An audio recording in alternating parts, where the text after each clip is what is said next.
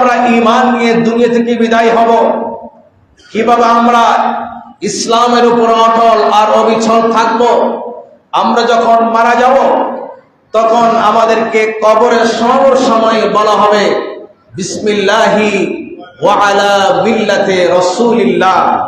জীবনের শেষ বিদায়ে মিল্লাতে রাসূলের উপরে, রাসূলের আদর্শের উপরে, রাসূলের তরিকার উপরে, রাসূলের দ্বীনের উপরে আমাদেরকে যদিও বা শোয়ানো হয়, কিন্তু এই পার্থিব জীবনে, আমাদের এই দুনিয়াবী জীবনে কিভাবে আমরা মিল্লাতে ইসলামের উপরে টিকে থাকবো, রাসূলের আদর্শের উপরে কিভাবে আমরা মজবুত থাকবো, রাসূলের দ্বীন কায়েমের জন্য রাসূলের দ্বীনের উপরে আমরা কিভাবে স্থির থাকবো আমরা জানি না।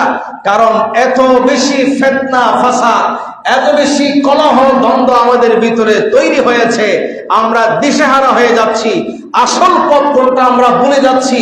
আমরা নকল পথ নিয়ে, আমরা ইসলামের বিকল্প রূপ নিয়ে আমরা দৌড়াদৌড়ি করছি। কথা বলেন ঠিক কিনা? ঠিক সেই সময়ে আমরা ঈমান নিয়ে যদি বেঁচে থাকতে পারি, আমরা যদি রাসূলের সুন্নাতের উপরে অটল আর অবিচল থাকতে পারি, এটার জন্য আল্লাহর হাবিব সাল্লাল্লাহু আলাইহি সাল্লাম আমাদেরকে একটা পুরস্কার ঘোষণা করেছেন। কি করেছেন? পুরস্কার ঘোষণা করেছেন।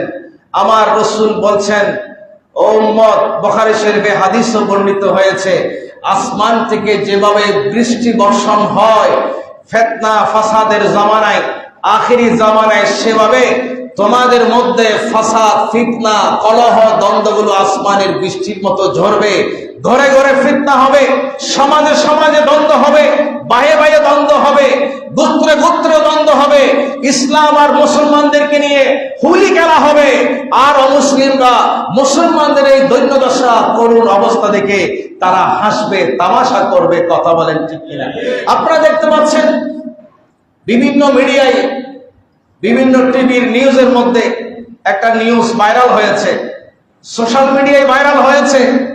ফিলিস্তিনের মুসলমানরা যখন না খেয়ে মরছে, রক্তের সাগরে গড়াগড়ি কাটছে, যেখানে ভারতের মুসলমানদের করুণ অবস্থা, সেই সময়ে সৌদি আরব নামের আমাদের প্রাণের ভূমি, আমাদের আবেগের জায়গা, সেই সৌদি আরবের মদিনার অদূরে একটি শহরের মধ্যে তারা ডিজে পার্টির আসর বসিয়েছে। জোরে বলেন নাউজুবিল্লাহ। আর একটু জোরে বলেন না নাউজুবিল্লাহ।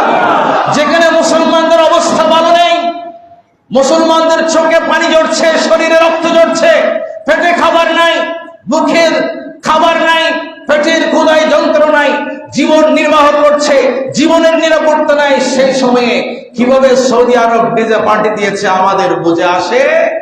অন্যদিকে আবার কাতারেও ডিজে পার্টির আসর বসানো হয়েছে, খোলা আকাশের নিচে মুক্ত ময়দানে তারা এই ধরনের গান বাজনার আসর বসিয়েছে। মুসলমানদের ঈমান কতটা দুর্বল হয়ে গেলে এমন হতে পারে। আর রাসূল করিম সাল্লাল্লাহু আলাইহি সাল্লাম বলেছেন, হে মুসলমানরা, গোটা বিশ্বের মুসলমানরা, সে হোক আফ্রিকার, সে হোক বাংলাদেশের, সে হোক ভারতের, সে হোক মায়ানমারের, না, অঞ্চল ভিন্ন হলো, তোমরা তো একটা পরিবার, তোমরা এক দেহের মতো, তোমরা এক আত্মার মতো।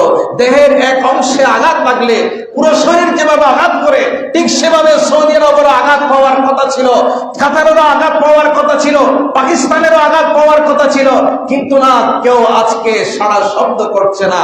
আর ইহুদিরা মুসলমানদেরকে পাখির মতো আকাশে উড়িয়ে দিচ্ছে বোমার আঘাতে। কথা বলেন ঠিক কিনা? এই সময়ে আমার রাসূল বলছেন, এই সময়ে উম্মত, তুমি যদি আমার সুন্নতের উপর অটল থাকতে পারো, তুমি যদি আমার আদর্শের উপর অটল থাকতে পারো, দুনিয়ার দিকে চলে যাবে না। তুমি দুনিয়ার দিকে তাকাবে না। আমেরিকা কোন দিকে যায় সেদিকে তোমার তাকানোর দরকার নাই, রাশিয়া কোন দিকে যায় সেদিকে তোমার তাকানোর দরকার নাই, তোমার জার্মান কোন দিকে যায় সেদিকে তাকানোর দরকার নাই, সৌদি আরব কোন দিকে যাচ্ছে সেদিকে তোমার তাকানোর দরকার নাই। তুমি তাকাবে রাসূলের সুন্নাহ কোন দিকে ডাকছে। আল্লাহু আকবার বলেন। তুমি তাকাবে, তুমি দেখবে রাসূলের আদর্শ তোমাকে কোন দিকে ডাকছে, রাসূলের সাহাবীরা তোমাকে কোন দিকে ডাকছে, রাসূলের সুন্নাহ তোমাকে কোন দিকে ডাকছে, রাসূলের দ্বীন ইসলাম কোন দিকে তোমাকে ডাকছে, সেদিকেই তুমি দেখবে।